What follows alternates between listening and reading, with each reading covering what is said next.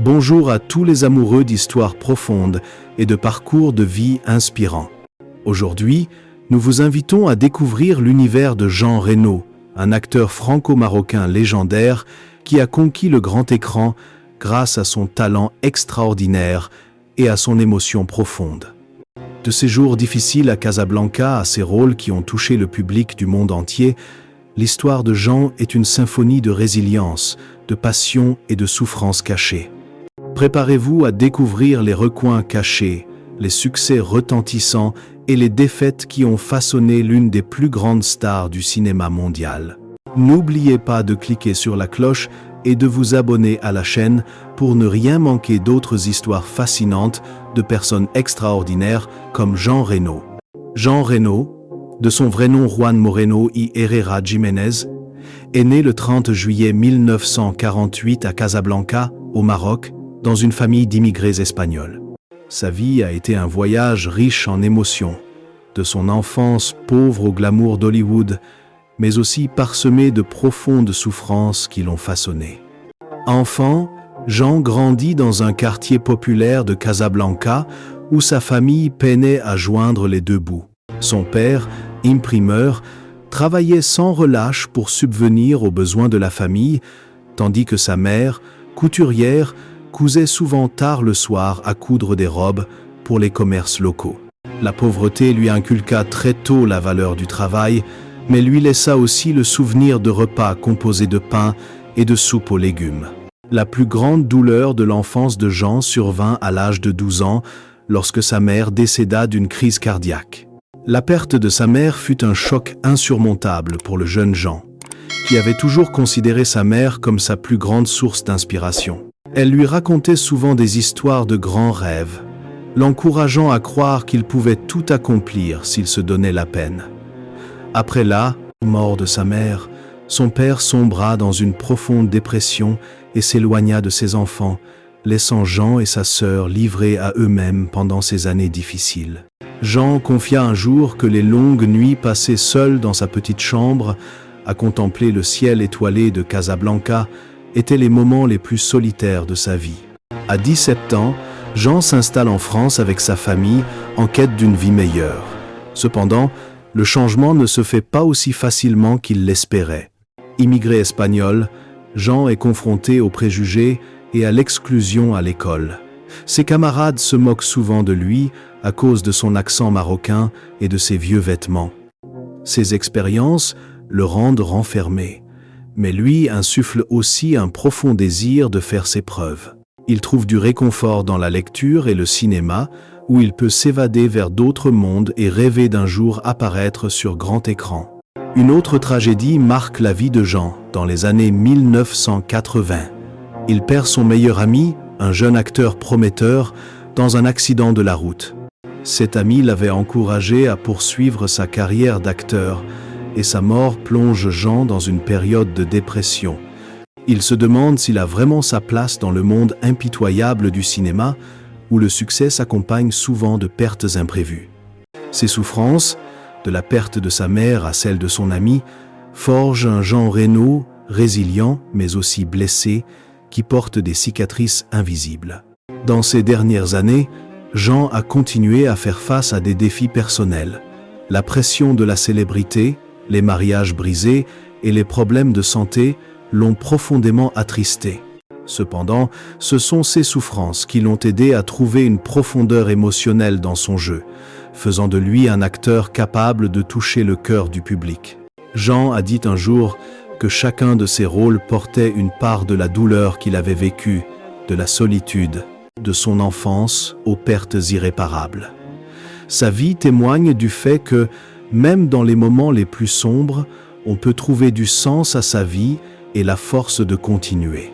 La carrière de Jean Reno a été un parcours semé d'embûches, jalonné de grands succès, mais aussi d'échecs qui l'ont souvent fait pleurer. À partir des années 1970, Jean entre au cinéma avec de petits rôles dans des films français. Il travaille sans relâche, de figurant dans des séries télévisées à des seconds rôles au théâtre. Sa première grande percée survient en 1982 lorsqu'il est découvert par le réalisateur Luc Besson et qu'il obtient un second rôle dans le film Subway. Cette collaboration marque un tournant dans la carrière de Jean, le faisant passer d'acteur inconnu à un nom notable de l'industrie cinématographique française. Jean connaît son plus grand succès en 1994 avec son rôle de Léon dans Léon le professionnel. Ce rôle fait de lui une star internationale et une icône du cinéma du XXe siècle. Dans le rôle de Léon, un assassin froid mais émotif, Jean livre une performance puissante et profonde, suscitant à la fois la peur et la sympathie du public. Le film est non seulement un succès commercial, mais aussi un succès critique, faisant de Jean l'un des acteurs les plus recherchés en France et à Hollywood. Il continue de briller dans des films tels que Le Grand Bleu, 1988, Mission Impossible, 1996 et Da Vinci Code, 2006, où il démontre sa polyvalence, allant de rôles d'action percutants à des personnages profonds et complexes. Cependant, la carrière de Jean ne se résume pas à la gloire. Il connaît de nombreux échecs, allant de films mal reçus à des rôles méconnus. L'un de ses plus grands échecs fut le film Rollerball, 2002, un ambitieux projet hollywoodien qui connut un échec commercial et critique. Jean passa des mois à se préparer pour le rôle, mais cet échec le laissa désemparé et le fit remettre en question. Il confia un jour avoir vécu des nuits où il était seul dans sa chambre d'hôtel, en pleurs, estimant ne pas avoir été à la hauteur des attentes du public et de lui-même. Les difficultés de sa carrière ne résultaient pas seulement de projets ratés, mais aussi de la pression d'un milieu professionnel exigeant. Acteur immigré, Jean était souvent confronté à des préjugés sur ses origines. Il s'est vu refuser un rôle important, le réalisateur estimant qu'il n'était pas assez français pour incarner un personnage positif. Ces refus le blessèrent, mais il essaya toujours de transformer cette douleur en motivation. Il passa des heures à s'entraîner, à apprendre auprès d'acteurs chevronnés et à améliorer constamment ses compétences. Un jour, alors qu'il préparait son rôle dans Ronin, 1998, Jean travailla jusqu'à l'épuisement, pleurant même en salle de répétition, sous la pression d'incarner un personnage parfait. Mais c'est cet engagement qui lui a permis de créer une performance mémorable, suscitant l'admiration de ses collègues et du public. Les larmes de Jean ne provenaient pas seulement des échecs, mais aussi des moments où il avait le sentiment d'avoir touché le cœur du public. Après avoir terminé Léon le professionnel, il a reçu des centaines de lettres de fans, leur expliquant que son rôle les avait aidés à surmonter les difficultés de leur vie. Ces lettres, si joyeuses soient-elles, ont aussi ému Jean aux larmes, lui faisant comprendre que son métier ne consistait pas seulement à jouer, mais aussi à donner de l'espoir aux autres. La carrière de Jean Reno est une histoire de persévérance, de passion et de capacité à transformer les défis en opportunités de briller. Jean Reno a toujours gardé sa vie privée secrète, mais lors d'une rare interview en 2023, il a rompu le silence pour parler de son mariage et de la plus grande douleur liée à sa femme bien-aimée, Zofia Boruca, qu'il a épousée en 2006. Jean a révélé que Zofia, mannequin et actrice polonaise, avait reçu un diagnostic de cancer du sein en 2021, une nouvelle qui a plongé toute sa famille dans un état de choc et de douleur. Il a raconté le moment où le médecin lui a annoncé le diagnostic alors qu'il était assis à côté de Zofia à l'hôpital, lui tenant la main et essayant de retenir ses larmes. Jean a admis avoir fondu en larmes dès sa sortie du cabinet médical, non pas par peur, mais par sentiment d'impuissance face à l'impossibilité de protéger la femme qu'il aimait de cette maladie dévastatrice. Jean a confié que Zofia était la lumière de sa vie, une personne qui lui apportait toujours paix et joie malgré les pressions de sa carrière. Il l'a décrite comme une femme forte, restée optimiste malgré une chimiothérapie douloureuse. Jean a raconté que certains soirs, assis à côté de son lit d'hôpital, il l'écoutait parler de leurs rêves et de leurs projets, et qu'il ne pouvait s'empêcher de pleurer à l'idée de la perdre. Il a ajouté que la maladie de Zofia lui avait fait comprendre que la célébrité et l'argent ne pouvaient se comparer à l'amour et aux moments passés avec ses proches. Jean a également révélé avoir annulé de nombreux projets de films pour s'occuper de Zofia, une décision qu'il n'a jamais regrettée, même si elle lui a valu les critiques de l'industrie. En parlant de la maladie de Zofia, Jean a non seulement exprimé son amour, mais aussi appelé à sensibiliser le public au cancer du sein. Il a fait campagne pour des œuvres caritatives, a fait des dons à des organismes de recherche contre le cancer et a encouragé les femmes à se faire examiner régulièrement. Jean disait que chaque fois qu'il voyait Zofia sourire après un traitement, il se sentait plus fort pour continuer à se battre avec elle. Ses larmes n'étaient pas seulement l'expression de sa douleur, mais aussi le témoignage de son amour profond et de son dévouement pour sa compagne. Jean Reno a vécu 3 mariages, chacun avec ses joies et ses peines, qui lui ont laissé de profondes leçons sur l'amour et le sacrifice. Il a épousé Geneviève Reno pour la première fois en 1977, une relation passionnée mais aussi tumultueuse. Geneviève, une Française travaillant dans la mode, a accompagné Jean au début de sa carrière, alors qu'il peinait à assumer de petits rôles. Cependant, la pression professionnelle et la différence de mode de vie ont donné lieu à de fréquentes disputes. Jean a un jour admis qu'il était trop concentré sur sa carrière, négligeant Geneviève, la laissant seule dans son couple. Ce mariage a pris fin en 1988, laissant Jean avec le regret de ne pas avoir apprécié la femme qui avait tant sacrifié pour lui.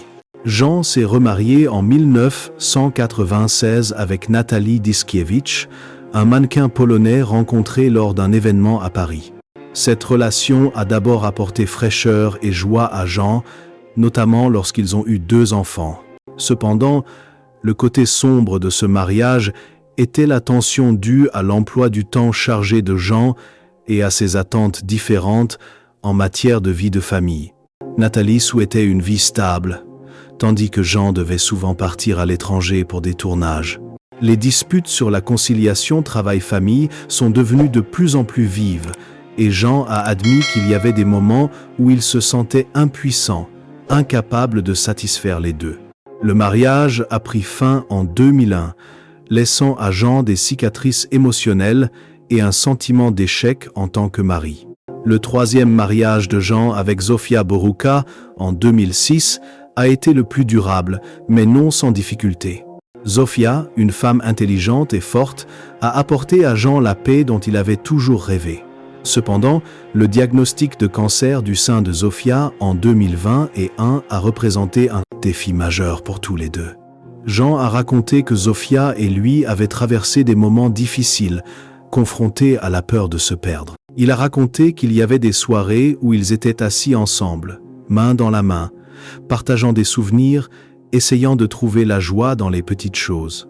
Jean affirme que Zofia lui a appris à chérir chaque instant et que même si leur mariage n'était pas parfait, leur amour l'a aidé à surmonter les plus grandes épreuves de sa vie.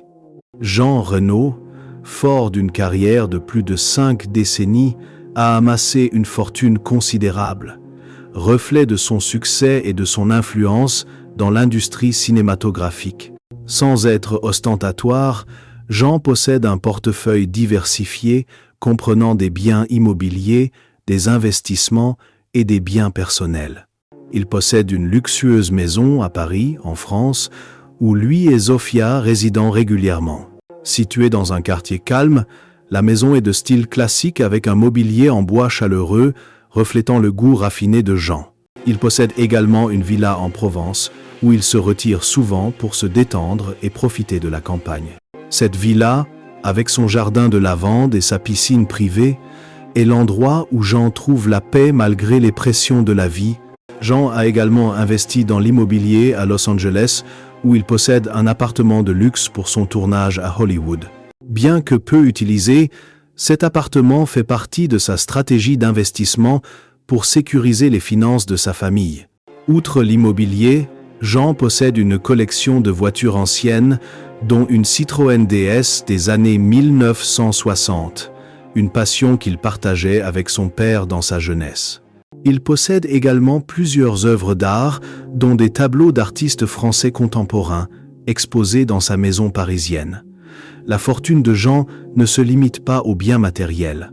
Il a investi dans une fondation caritative, portant son nom, qui soutient les enfants immigrés et des projets de préservation de la culture espagnole. Créée en 2010, cette fondation a fait don de millions d'euros à des organisations à but non lucratif, témoignant de son engagement à aider les personnes qui se trouvaient dans la même situation que lui enfant. Bien qu'il n'ait pas divulgué le montant exact, la fortune de Jean est estimée à plusieurs dizaines de millions d'euros, témoignant de sa réussite professionnelle. Cependant, Jean a toujours insisté sur le fait que sa plus grande richesse est sa famille et les souvenirs qu'il a créés avec ses proches.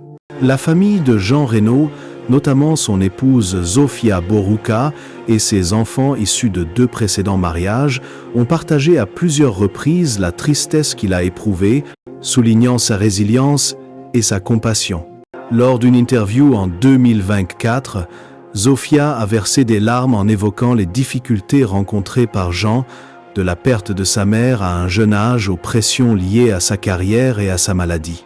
Zofia a déclaré que Jean avait toujours essayé de cacher sa douleur pour protéger sa famille, mais qu'elle pouvait lire la douleur dans ses yeux chaque fois qu'il pensait que personne ne le regardait. Elle l'a décrit comme un homme fort mais sensible, qui a toujours fait passer le bonheur de ses proches en premier. Les enfants de Jean, notamment Cielo et Serena, issus de son mariage avec Nathalie Diskevich, ont également partagé la tristesse de leur père. Cielo, aujourd'hui adulte, a publié un message sur les réseaux sociaux rappelant que son père parlait souvent de sa mère avec des regrets et une douleur qui ne disparaissait jamais. Il a déclaré que Jean lui avait appris à surmonter la perte en trouvant la joie dans les petites choses, comme un repas en famille ou une soirée cinéma.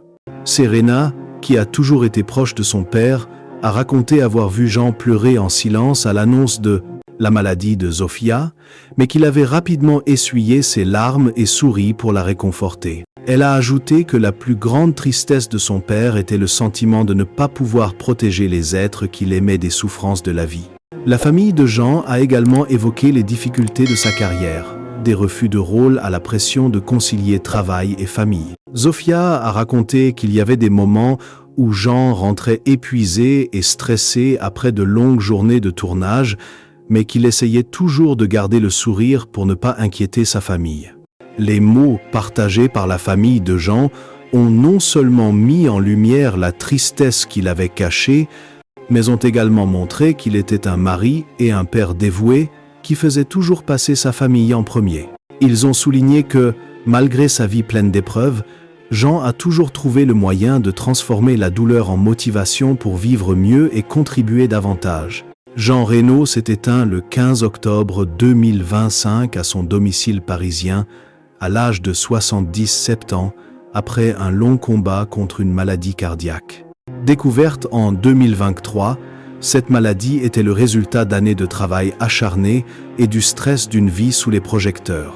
Jean a subi plusieurs traitements, dont une opération cardiaque en 2024, mais sa santé a continué à décliner. Durant les derniers mois de sa vie, il a choisi de rester auprès de sa famille, refusant des projets cinématographiques pour passer du temps avec Zofia et ses enfants. Il est mort dans les bras de Zofia, un léger sourire aux lèvres, comme s'il avait trouvé la paix après une vie mouvementée.